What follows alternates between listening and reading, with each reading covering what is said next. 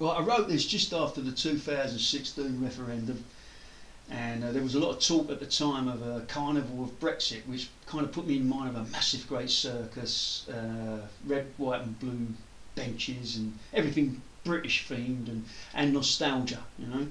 So you've got Nigel Farage as the ringmaster, and you've got all these sort of 1970s comedians and Second World War planes and toys and that from the past, and the main act is Benny Hill, but obviously Benny Hill's dead, so they get Roy Chubby Brown to play Benny Hill, and he's chasing all these page 3 girls around the stadium, and in doing so he gets a little bit excited and he ends up dying of a heart attack. He kills over and dies, you know. It's horrible, you know what I mean.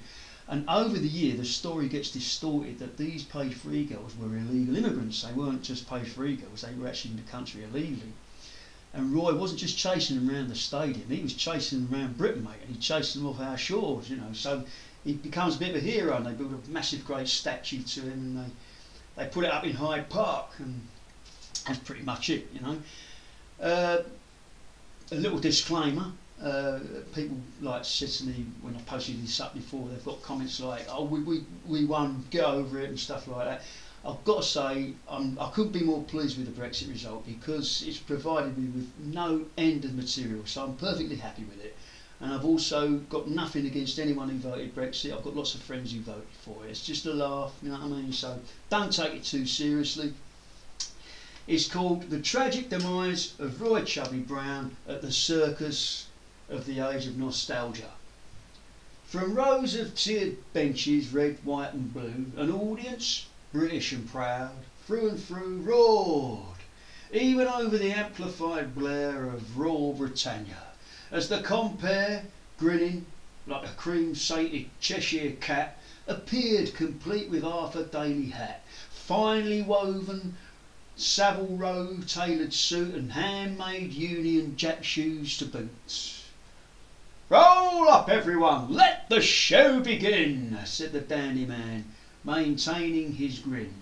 "There's so much to do, we've no time to lose. By the way, do you like my Brexit shoes? Are there any immigrants here today? If you're a Muslim, you're welcome to stay and watch the show, as long as you're aware this is a British and Christian affair. And if that's offensive, sorry but tough. The game rules have changed and we've had enough of being told what we can and can't say. Go away now if you don't want to play." And with that, some did indeed go away, shaking their heads in apparent dismay, giving calls for the dandy man to shout, "Shut the door behind you on your way out." Drums rolled and the national anthem played. The household cavalry gave a parade, upon which, flag waving formalities done, the dandy man fired a heart-stopping gun. Bang! And from the tunnel came running out a dancing, skipping, gambling about, smartly clad lad with a dicky bow tie, and the dandy man announced with a cry, "Look, Golly is here for the girls and boys. He was once one of my favourite toys. That dark fuzzy hair and smiley black face has nothing to do with colour or race." The crowd in approval shouted, "Hooray!" The compere declared, "Let the children play the way we all used to, innocently, with no interference from woke PC." Into the middle of the ring there came a dozen more gollies, all dressed the same, wheeling wheelbarrows with toy gollies filled, and seemingly more bewildered than thrilled. Boys and girls, nervously standing on cue, were throwing a British-made golly, brand new, a motion to sit back down on their seats as drummers once more rolled opening beats. "Ladies and gentlemen, please, if you will, put your hands together for Benny Hill. This marvellous tribute has been prepared for your entertainment, no expense spared." Amplification was turned up to max. A jazz band performed the yakety sax, and there was Benny Hill, genius clown, played by none other than Roy Chubby Brown, preceding a parade of well-endowed, topless page 3 models, breasts standing proud. The yakety sax continued apace as Roy, in the role of Benny, gave chase.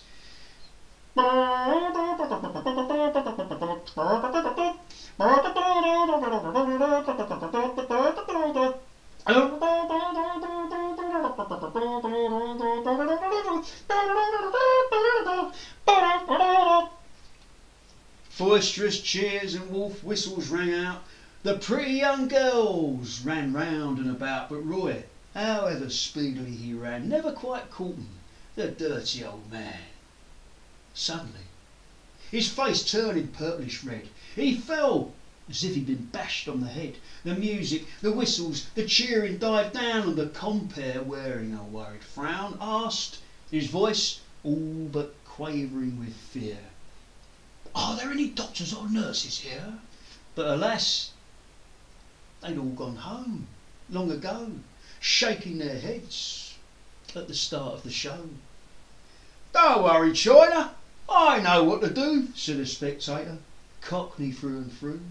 And from his bench, Jim Davidson, no less, appeared on the scene to sort out this mess. "I've done a first aid course, it'll be all right.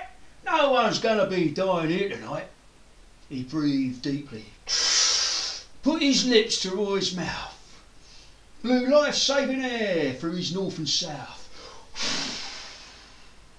He came up for more, compressing Roy's chest, all the while getting increasingly stressed. And finally, he resignedly said, "I'm sorry, mate, but I think he's brown bread."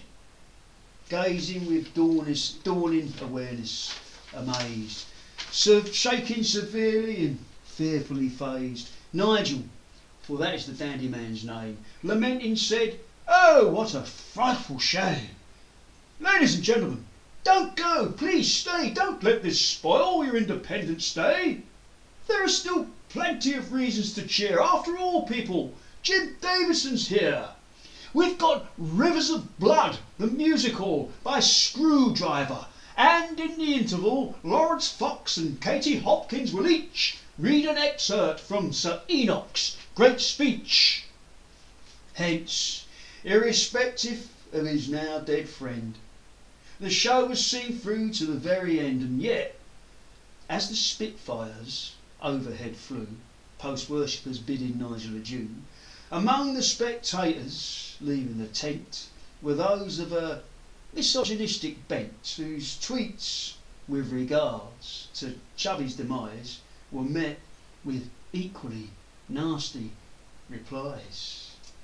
Those topless charts he was chasing around must surely have known his heart wasn't sound. Lefty woke feminists ain't fit to breathe. It's mainly down to them I voted leave. There's nothing worse than a communist bird. They were illegal immigrants, I heard. This last, like a hate seed planted, gave rise to a travesty colossal in size. 1 year later, a crowd in Hyde Park for over a week have waited to hear the dandy man speak, and at last he's here. Our Nigel is back, standing in front of a Union Jack that, despite gigantic proportions, still doesn't overshadow the people's will personified in the devil-may-care august demeanour of the grave compere, ever patriotic, British and proud, addressing the multitudinous crowd.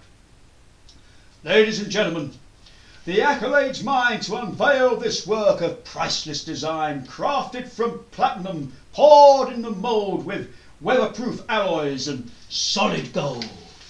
Anything less would most certainly be unfit, and I'm sure you'll agree with me when I say there's a place in all our hearts for this master of the comedic arts, a permanent fixture of Yarmouth Pier, who died at the peak of his long career. I invite you all now to come on down and bow in honour of Roy Chubby Brown.